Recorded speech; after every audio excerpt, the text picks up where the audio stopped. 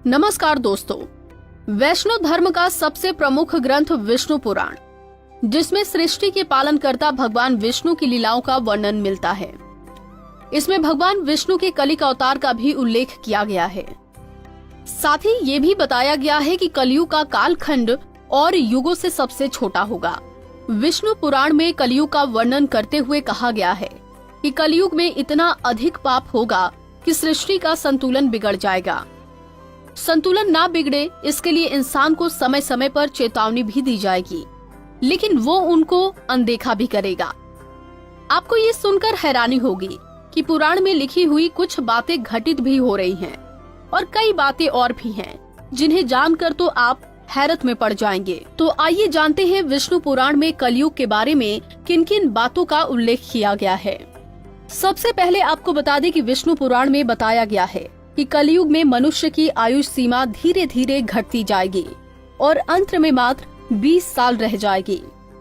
तो जरा सोचिए, छोटे छोटे बच्चों में बढ़ रही गंभीर बीमारियां, वायरस और घटती आयु सीमा क्या इस तरफ इशारा नहीं कर रही कि एक समय ऐसा भी आ जाएगा।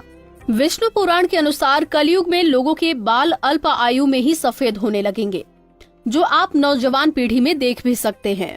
विष्णु पुराण में बताया गया है कि चालाक और लोभी व्यक्ति कलयुग में विद्वान कहलाया जाएगा। ऐसे लोग ही धर्मात्मा भी कहलाएंगे।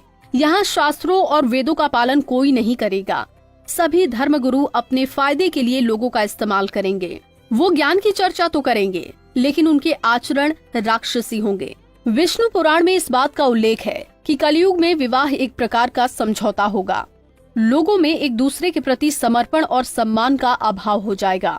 आज जिस तरह से विवाह हो रहे हैं, वो परिवार चलाने के लिए न होकर सिर्फ एक समझौता किया जा रहा है। जो सबसे ज्यादा दहेज देगा उसका ही विवाह होगा। ये एक प्रकार का समझौता ही तो है। इसके अलावा विभिन्न प्रकार के रोग, सर्दी, गर्मी, बरसात और ऋतुओं के परिवर्तन से लोग परेशान और दुखी होंगे। बिना मौसम के बरसात, ठंड, गर्मी से फसल बर्बाद हो जाएगी। नदी, तालाब, जलाशय सब सूख जाएंगे। जल के बिना धरती फटने लगेगी और लोग बूंद बूंद पानी के लिए तरसने लगेंगे। किसान अनावृष्टि के कारण आत्महत्या करेंगे। इसके अलावा कलयुग में जिस व्यक्ति के पास धन नहीं होगा वो अधर्मी, अपवित्र और बेकार माना जाएगा। जिस व्यक्ति के पास जितना धन होगा वो उतना ही गुणी माना जाएगा और कानून न्याय केवल एक शक्ति के आधार पर लागू किया जाएगा। व्यक्ति के अच्छे कुल की पहचान सिर्फ धन के आधार पर ही की जाएगी। धन के लिए वो अपने रिश्तेदारों और दोस्तों का रक्त बहाने में भी हिचक नहीं महसूस करेंगे। देखा जाए तो आजकल ये सब सच होता हुआ नजर आता है। लोग धन के लिए अपने ही रिश्तेदार और परिवार वालों का खून बहा रहे हैं। विष्णु पुराण के अनुसार कलयुग में लोग झूठ और दिखावे का सहारा लेकर आगे बढ़ने का प्रयास करेंगे, लेकिन इसमें नुकसान उनका खुद का ही होगा। कलयुग में सत्ता पर आसीन लोग अपनी प्रजा की रक्षा नहीं कर पाएंगे, बल्कि टैक्स लेने के बहाने प्रजा का ही धन छीनेंगे। लोग भूत प्रेतों को देवता मानकर पूजने लगेंगे।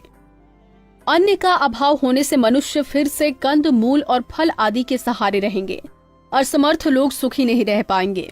कलयुग में लोगों के आलस्य और निष्क्रियता के बारे में भी विष्णु पुराण में बताया गया है। इसके अनुसार लोग बिना स्नान के ही भोजन कर लिया करेंगे।